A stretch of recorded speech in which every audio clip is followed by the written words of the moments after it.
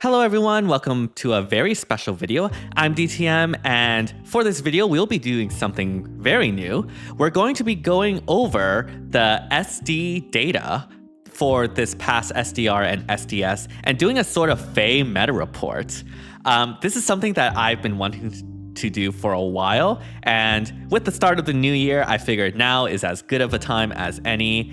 And yeah, it's going to be very, very interesting because I know there's not a lot of resources out there in terms of like getting into summoners duels and things like that. So hopefully y'all will find this useful. And if you do, be sure to like, subscribe, and hit the bell and all that jazz to help support the channel. It really does mean a lot. Only takes 5 seconds to subscribe, but it truly does help out this channel, and I really do appreciate all the constant support.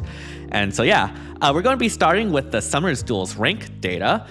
For context, a lot of the community, at least when it comes to competitive summoners duels, do report which teams that they are using. And in the competitive Discord server, I would gather all the submissions for these teams and have this little spreadsheet here.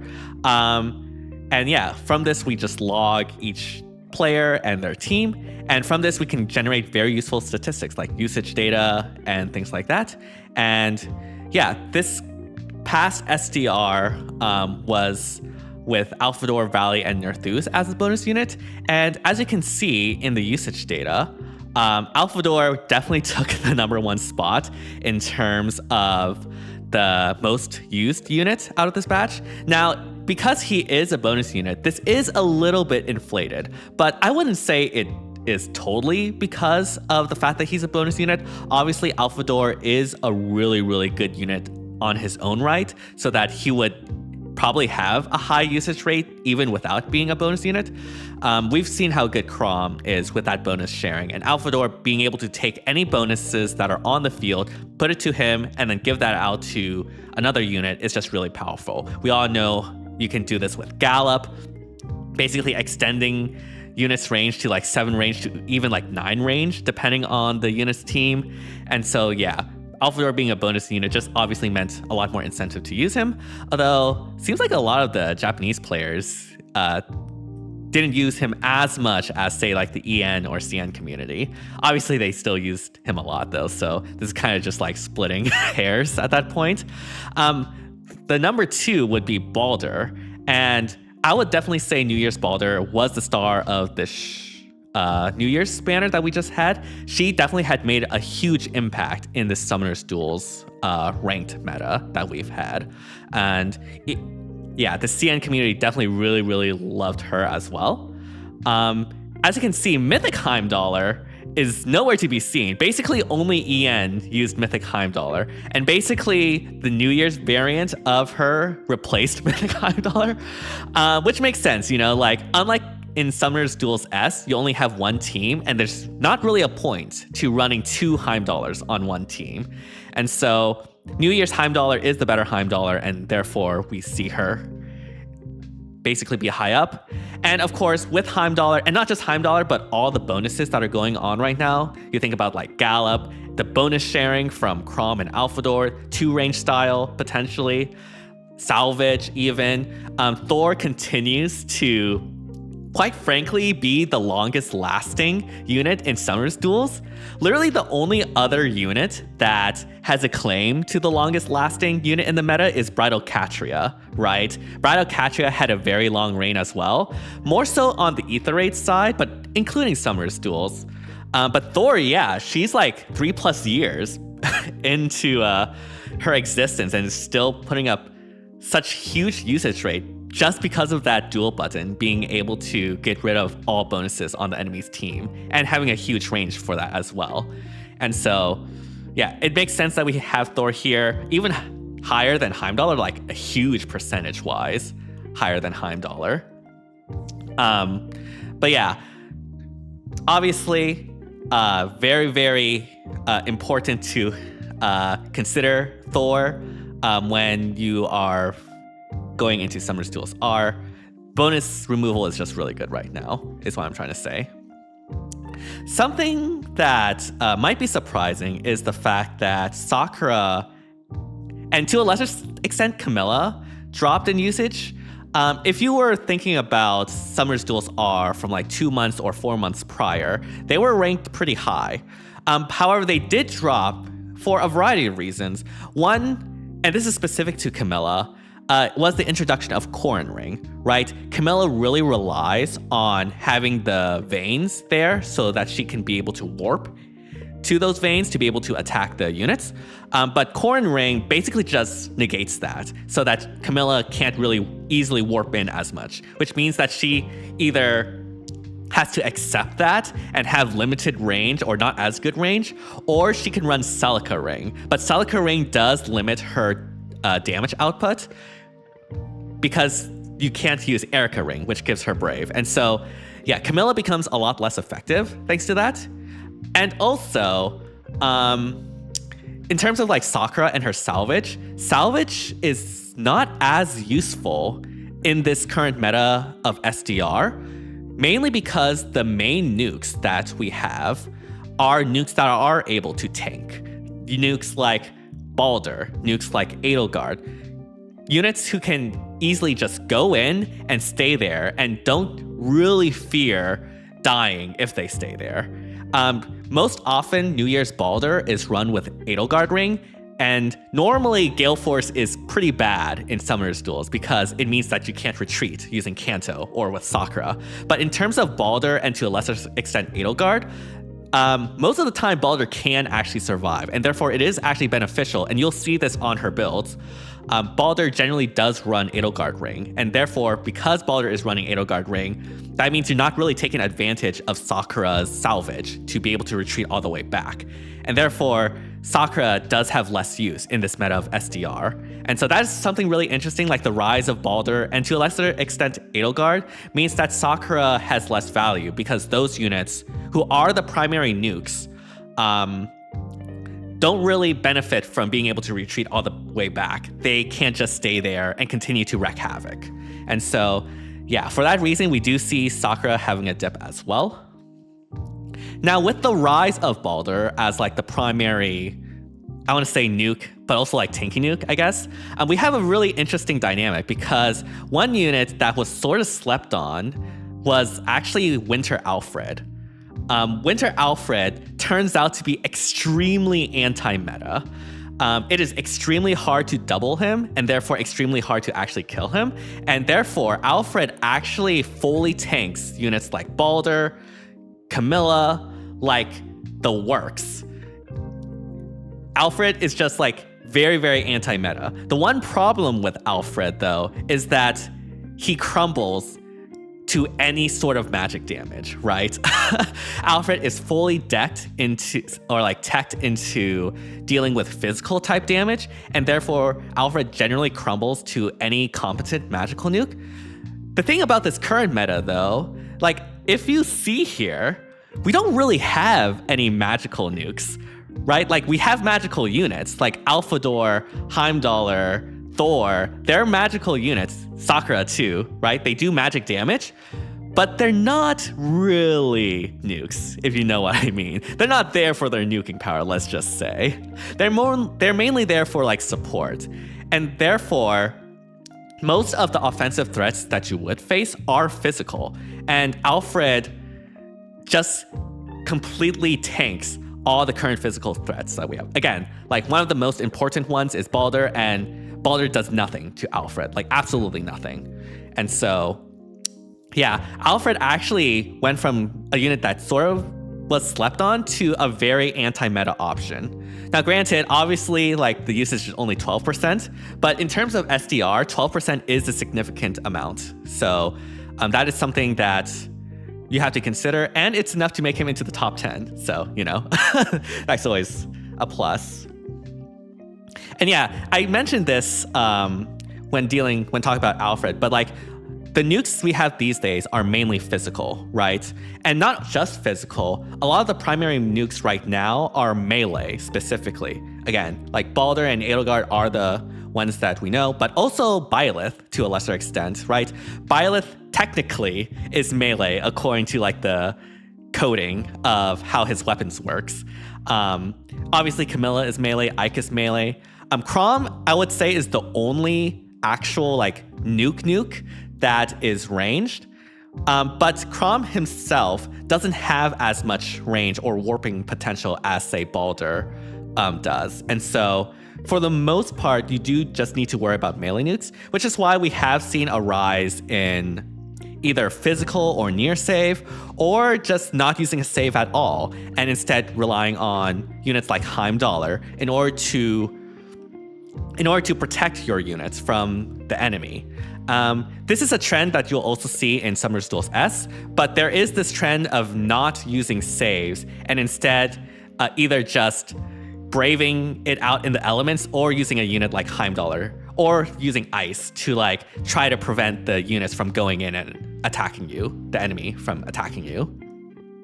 So yeah, if we go to actually the data sheet here, you notice that in the beginning, things were actually really varied. Well, as varied as SDR can be, at least, right? Like, we're experimenting with like Ivy, Byleth teams, Yunaka, Liv teams, like Ike, Freya teams, etc., etc.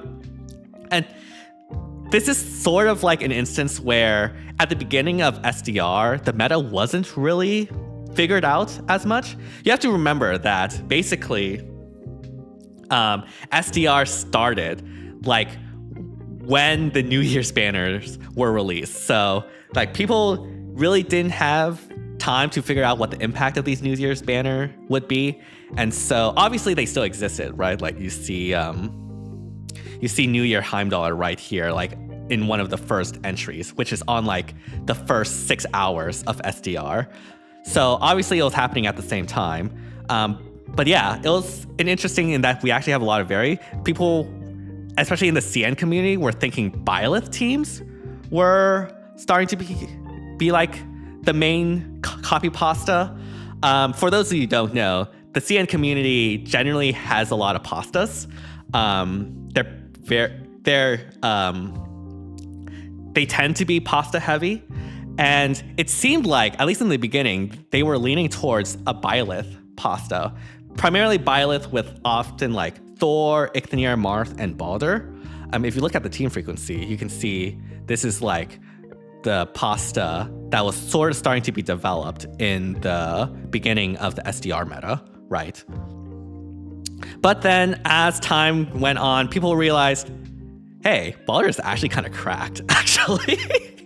And so yeah, basically it switched to having like all BALDRs be the captain. And then we see like the main pasta start to develop that became the pasta for the rest of the SDR season. That one is being this one in here with BALDR as the captain. And basically it's literally just the top 5 units. The top 5 units from here as the main pasta. But yeah, like it makes sense in terms of like the unit construction. Like Heimdallr is there to protect since you're not using a save. Alfdor is there to spread out the protection in addition to other bonuses. BALDR and Edelgard are the primary melee nukes of this, and then Thor is to remove bonuses, which is extremely, extremely powerful. And so yeah, this is just basically a team that's aiming to go in and just wreak havoc. No need to go back out with Sakura, just like stay there and wreak havoc. Yeah, so that's like the main pasta that we start to see, which is a little bit of a shame because again, as I mentioned in the beginning, it was actually like super, super interesting, right? Like we have this Naw captain team right here. We were starting to see Corrin, Camilla, Sakura. We have like Celica Noir, and then people figured it out. Granted, obviously, like not everyone used the pasta. Like Gas here use Enna as their captain later on. We have this Ninian player here with this really interesting team. No Heimdallr here. But definitely once people figured it out, BALDR really, really took over by storm. Similar to how she took over CYL last year, I guess. But yeah, that's basically the meta report when it comes to SDR. Now, before we move on to the SDS, I do have to crown the top 3 least meta teams that were used for this season, at least for the ones that we have on this data. For those of you who don't know, we do have this meta coefficient, which basically indicates how much of a meta slave you are versus like how much of a free thinker you are. It's just for fun. Don't take it too seriously. But we can use this to actually determine who had the least meta teams. And so for number 3, we actually have Luigi Fan here with their team. Their team being Sather, Larather, Camilla, Leon, and Heimdallr. This is a little bit cheating because they're using Mythic Heimdallr, which is less meta coefficient compared to using New Year's, even though they're basically the same, but it's fine. Basically, this team, how it works is really obvious, right? Like, it's to deny the opponent's actions. Sather is there to deny opponent's actions. Leon is there to deny opponent actions. Heimdallr is there to deny opponent's actions. And so really, they're trying to like deny as much actions from the enemy as possible while using Camilla and Larather to go in and surgically kill the remaining units that are still active or are problematic. And so yeah, big shout outs to Luigi Fan for being number 3 least meta team. Number 2 is Zex. So Zex from the JP community, has a very interesting team here with Alfred, Soren, Corin, Veronica, and Ash. So in terms of this team, they're basically doing a Soren ball, right? Like Alfred is the physical save, Corin is the magic save, and so, or Alfred might be the nearest save, or Corin is the far save. I actually don't remember what Soren specifically. I think it's physical magic. But anyways, right, like this team is basically a Soren ball. You are trying to ball it up, essentially, and just survive everything with Alfred and Corin. Again, we talked about this earlier, but Alfred is extremely good and right now very anti-meta against the current physical threats. The only weakness that he has is magic damage, but Corin is literally the first magic save that we've ever had, and so this pairs up really nicely with Alfred. And so yeah, by having Soren here, you can run both saves at once and basically provide all the protection that you need. Ash kind of slept under the radar, honestly, in terms of a unit, but she's really good at support. And then Veronica here is, I would assume, the primary nuke. And Veronica is also really good as well. Not as good as the other nukes, but she works. And works pretty well in this team, providing the support and everything. But yeah, that is number 2. Congratulations to Zex. And then finally, the most, or I guess I should say the least meta team for this SDR is from GasGas. Yes, GasGas. I mentioned GasGas before, but GasGas had the Enna team with Betterment, meaning that this Enna has the 2-range style. So we have Enna, Icthnir, Tharja, Marth, and Plumeria. So obviously with Icthnir and Marth, this is doing like both physical save and magical save with Icthnir. Generally, Icthnir teams do operate similar to Soren balls. I actually don't really know if it's Enna or Marth that has the magic save. I unfortunately wasn't able to get a replay. But regardless, Enna is also doing some nuking because she does have the 2 style and is the captain. Tharja is there as well. Attune Tharja has been a pretty consistent presence when it comes to Summoner's duels. She's just a really good nuke as well. And then, of course, Plumeria to provide the dance and the re-enablement of Kanto, which is extremely, extremely strong. So yeah, congrats to GasGas for being the least meta slave of this, at least of this data. The top free thinker, you can say. All right, that was SDR. When it comes to SDS, things are a little bit different, to say the least. When we look at the usage rates here, we see that Sakura, far from SDR, like shot way back up and is now back to her spot as number 1. This is generally because when it comes to SDS, obviously you can't just have one team, you have to have multiple teams. And it's generally not a good idea to rely on a single style for each of those teams. Like beforehand, we had like mainly nukes that were melee and could stay there and did not need to retreat, right? Like BALDR and Edelgard. Unfortunately, BALDR and Edelgard are literally the only units that can do that. And so if you're going to fill out other teams, they're going to have nukes, and those nukes will probably need to retreat. And therefore, Sakura will probably, well, I shouldn't say probably. It's obviously like super, super important to allow those nukes to retreat. And so, yeah, Sakura is at the top here. BALDR, of course, is the number 2. BALDR, I would say, is probably the most impactful unit of the last month or so in terms of like SD. Again, we talked about this in the Summer's Duels R analysis, but BALDR is an extremely strong nuke while actually being super, super hard to take out, being able to survive Camillas and things like that. And so, yeah.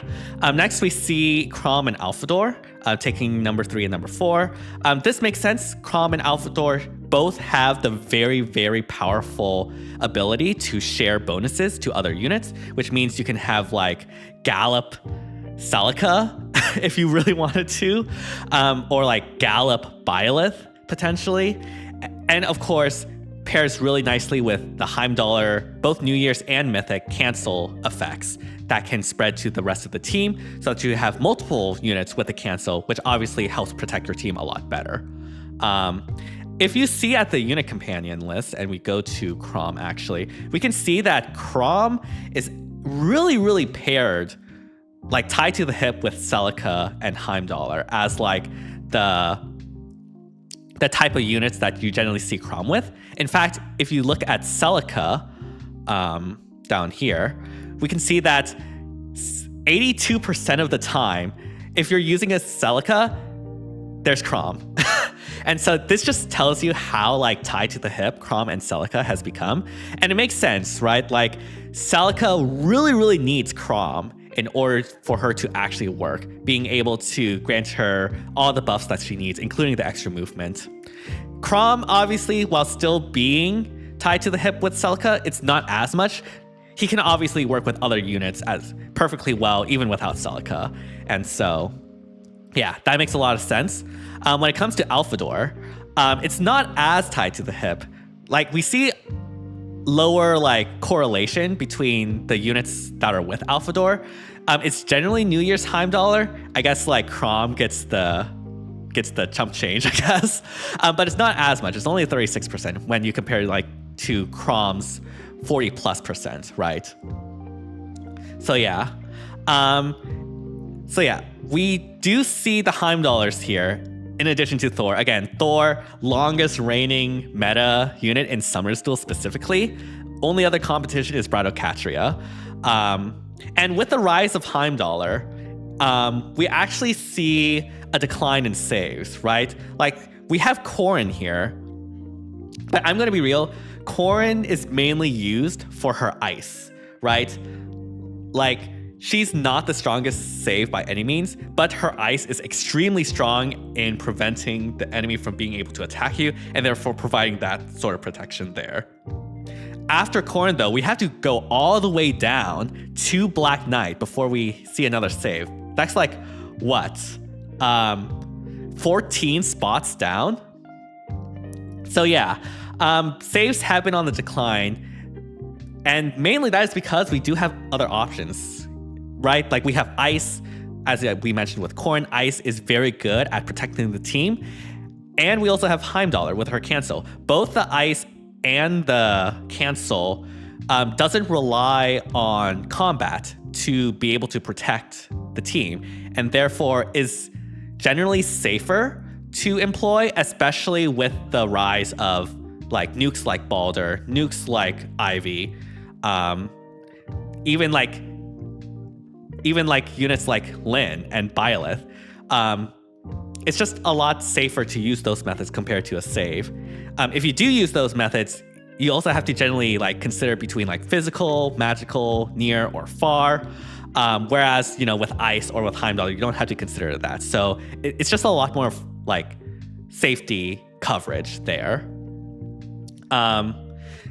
If you do use a save, however, like say you use Black Knight or you use Ichthonier here, you generally go physical or near save. I've personally ran Black Knight with a near save, and the reason for that is similar to what we discussed in the SDR analysis, and that is there's not a lot of high threat range mages that are meta. Ivy here is the biggest magic nuke, I would say, and it's like really the only highly used high threat range nuke. But like, not really. She does have good threat range, but it's nowhere near to the level as, say, Yunaka or like Lyn, or even like Byleth, right? Lyn and Byleth just have like insane range, being able to attack from 3 spaces. In fact, you have to go down to Celica in order to see another like actual magic high threat range nuke. Like, yeah, we have Freya and Micaiah. Freya is mainly there for like the bind and necklace support. She is also a really good nuke, but she doesn't have the range that, say, Ivy or Celica was. And then Micaiah is here mainly for the cleanse as well. So yeah, a lot of the nukes or a lot of the mages right now are suffering from the range problem, which is why you see Ivy and Celica like climbing to the top, even despite their limitations, just due to the fact they have naturally high range. So yeah. There's also another thing in that we are starting to see the rise of a sort of tank meta. The meta has slowed really considerably from the very action, like turn 1 meta that we've had last year for a lot of it. That Sakura basically introduced. And that's for various reasons. Obviously, we have Heimdall, with the cancel slowing the pace of the game down, meaning that it's okay that you went on the second turn because you do have protection that is pretty reliable. But also just the individual units themselves, right? Like BALDR is extremely tanky. Valley, of course, is very, very tanky. I don't think anyone can kill Valley in one combat. We also have Valley Mythic, so there's 2 of them, it's great. And so yeah, the rise of tanky nukes like BALDR, Valley, and Heimdall has made it so that it's not Nuke City anymore. It's a lot slower pace now, and so yeah. Hilda debuted at a nice 43%. Hilda, I guess you can argue, is the star of the Ilion banner, and 43% indicates that Hilda is viable, but doesn't really have like a strong meta impact per se, right? Like, obviously when you talk about meta impact, Sakura on release was hugely meta impactful. BALDR on release was hugely meta impactful. Hilda, not so much. You can definitely not be here. You can definitely not use Hilda and be perfectly fine. And so yeah, this Ilion banner, like, obviously Hilda is very viable, but definitely did not make as much of a meta impact. And that extends to the rest of the banner as well. Something to note, though, in regards to the Ilion banner is that Minerva, for a 4-star demote, is actually making herself like pretty well known, right? Like 33% sure is not the highest usage compared to the rest, but for a 4-star demote, it's really good. And when you compare this to the actual like pastas that are being used, you can see Minerva is in the number 3 and number 4 pastas here. And so she is actually like legitimately she's legitimately an option that you can use on her own merits and not just because of favoritism. There are legitimate use cases to use Minerva in the meta, this SDS. Generally, I mean, I shouldn't say generally, just Frozen in general is really, really good right now.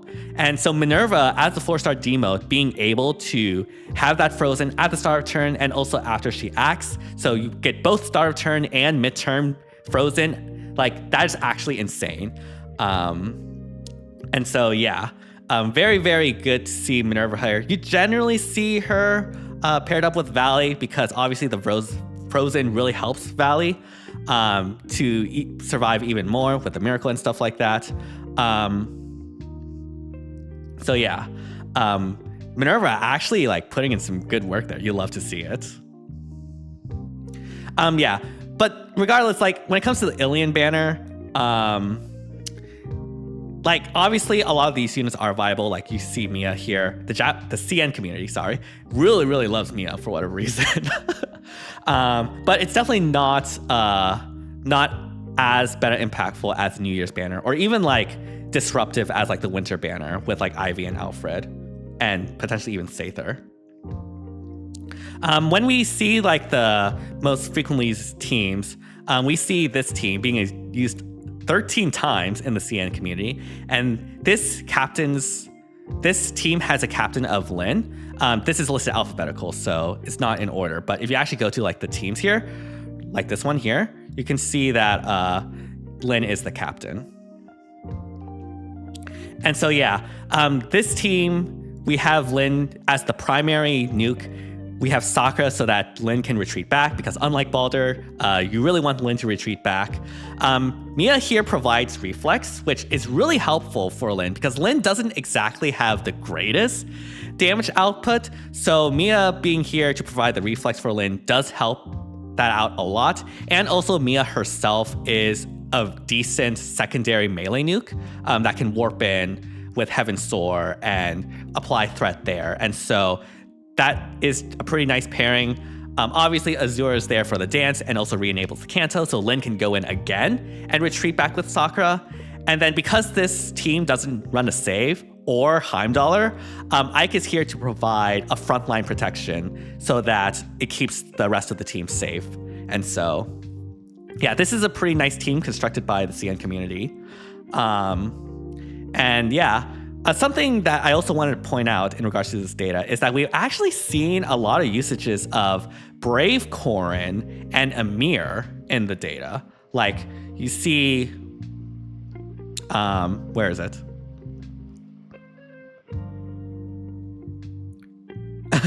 Don't worry, they're here. Right here. We see like Corrin and Emir on these teams. We see, whoops.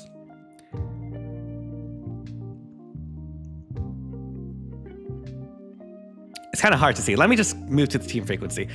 Yeah, we see Corrin. We see Corrin like paired up in this pasta that is pretty popular among the JP community, the Japanese community. You generally see Corrin paired up with Freya, Hilda, Minerva, and Valley. Honestly, of this, Minerva is not often used. You also see here like paired up with Freya, Hilda, Valley, and Tharja. So like Minerva really is like the one that can like swap out.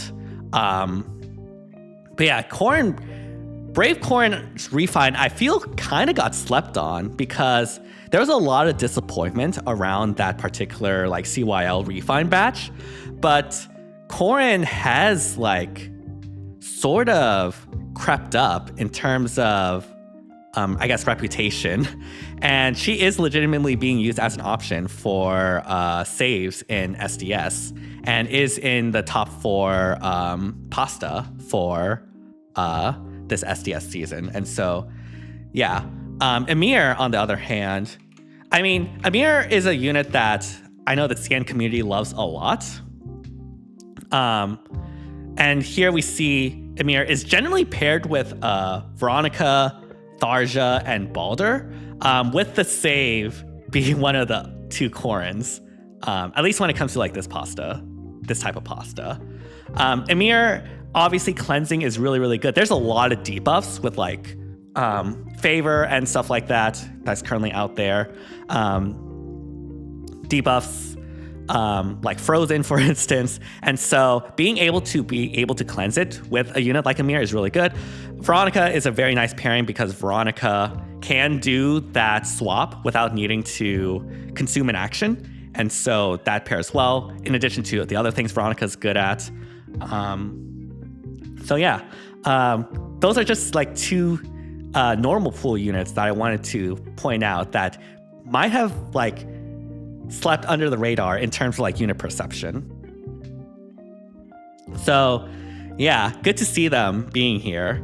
One final unit I want to share is actually Femortis. Now, the EN community is like hard carrying Femortis's usage rate. Like all the usage is basically from EN. But Femortis actually had a really good refine, right? So much flat DR is able to withstand a lot of the nukes right now, and therefore you do see a lot of people using Femortis, generally in the near save variant, because again, you either go physical or near save generally, and for Femortis, the build is generally with Shield Fighter, and so you run Shield Fighter, Pavis, and a near save, and that makes Femortis basically tank like units like BALDR and Camilla and stuff like that. So it's actually really, really strong and really, really good. You'd love to see Femortis getting a really, really good refine. And so yeah, I did mention this, but it's generally in SDS where we see a lot of the deviations in terms of regional usage. Like for instance, if we go to Alfred here, Alfred kind of had a pittance of usage in EN and CN communities, but the JP community absolutely loves Alfred to the point where he is almost at the 50% mark, where like 1 out of every 2, it's just a coin flip whether or not you face a JP player with Alfred or not, right? And so yeah, this is an example where like clearly there's one region or like Alfred has one region that clearly favors him. In terms of like the CN community really loves Azura, right? Like the rest of the usages in the other regions are in the are in the 10s, while in the CN community, it's in the 70s. That is a huge spike. Unfortunately, due to how like we are able to collect data, we do like underrepresent the CN community compared to like JP and EN. And so unfortunately that means that units that are heavily favored by the CN community are deflated a bit in the usage data. But yeah, this just shows that Azura probably would have been higher if we had more CN data and could get more CN data. But regardless, this is interesting. CN community obviously really loves Azura. And as we mentioned, they also really love Emir, right? Like in the 10s or single digits compared to CN being in the 40s. In contrast, the CN community really does not like Camilla. Like the rest of the regions had Camillas in the 40-ish% usage, while in CN there's literally just 2 users of Camilla. The CN community already called a Camilla old, and so yeah, they passed her on for, I guess, BALDR with 100%. It's not just Camilla though. It's also a Byleth. Where did Byleth go? Yeah, Byleth. Other regions have him in the 50s and 60s, but Byleth is only in the 10s. And so yeah, just something interesting. And as I mentioned, for the EN community, they are hard carrying Femortis's usages.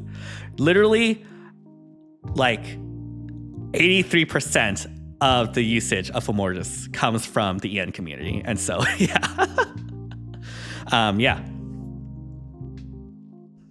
So yeah, that's some interesting data points. And of course, just like in SDR, for this SDS, I will be crowning the top 3 least meta players for this round. So at number 3, we have Zfin. So Zfin did something pretty special for this SDS. They decided to do an all swords challenge run. And so as you can see here from these units, all of these units are sword units. And so they decided to just do that for fun, I guess.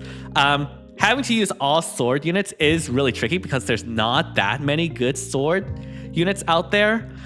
So they had to basically not use team 4 at all and just like sack that team, right? Like we see base Alphonse, legendary Roma, etc., etc. I assume Zfin had this here in the hopes of potentially tricking opponents to ban it by like the old Sakura trick of tricking people into thinking base Sakura was legendary Sakura. I don't know how effective that was, but it was a nice attempt, I guess. In terms of like these other teams, Brave, Violet, Mia, and Marth are competent units and can work together. Mia will provide the reflex for Byleth, which is good because Byleth does need that reflex in order to be able to consistently nuke. Erica and Hector, though, are a bit more iffy, but Erica probably does better with the reflex support from Mia. When it comes to Team 2, Alphonse is the bonus unit, and I'll still say Alir's support is decent. And of course, Black Knight is extremely strong with the reflex. So with reflex, you can basically make anything work. And so, yeah, Machia, Robin, sure, why not, right? And then, yeah, for Team 1, it's mainly relying on Ryoma as the main nuke. Alintia's there for like the warping and the support. And then Corrin's there for the ice, of course. Triandra's a good dancer. Felix is doing nothing, but it's fine. Felix can cheerlead. But yeah, even though Ryoma has sort of like fallen off now that we've gotten more 2-range style units and 2-range style effects, he's obviously still good. So this is a competent team, right? So yeah, very huge congratulations to Zfin for being able to reach rank 1 with the All Swords Challenge and for taking the number 3 spot on the least meta teams. All right, so for number 2, we have probably someone who's pretty famous for their teams. We have Shijima, and for those who don't know, Shijima is famous for their Arcanea theme teams. And Shijima is added once again. We have mostly all Arcanea units. Obviously, there are some units that are not Arcanea, like we have this Alfred here, we have this Peony here, we have this Corrin here. But it's very clearly themed around Arcanea. And yeah, we have Medius, Lena, Goto, Naga, Medius, Sita, Marth, Fina, Riss of all people. Hey, any unit that can apply Ice Lock can be made to good use. And then yeah, Michaelis, Tiki, Maria, Minerva. I'm betting that Shijima absolutely loved Ilian Minerva. And so yeah, this is all legit. I've seen replays of these teams in actions, specifically like the second team. It's actually insane. Ancient Medius was actually able to take out so many units and also be able to like nuke units as well. Combined with like the Naga support and the stones from Corrin, the bonus removal from Loki, and like Attune Peony, like Medius was just like basically a god essentially. So yeah, very, very cool that Shijima was able to reach rank 1 with these Arcanea theme teams. Very, very nice. And yeah, taking the number 1 crown is actually Sorix. Whoops. So Sorix had some very interesting teams for this meta. No Heimdallr at all. No Sakura at all. Okay, they do have a Thor, so that's kind of cheap, but like no Chrom or Alphador. And so that obviously means that Sorix kind of plummeted in terms of like the meta coefficient. Instead, what we have is this Valentine's Edelgard team. I've seen a lot of male Robins, brave male Robins. He does actually have a good refine. It's just like kind of awkward to use him, but he does serve a niche. And so yeah, at least in terms of this niche is basically just Edelgard go in and attack everyone. For this team, that's pretty much the manifesto I'll see. For this one, we have Happy team. Now, I believe Happy's refine gave her this like the same beast recall that her summer variant does.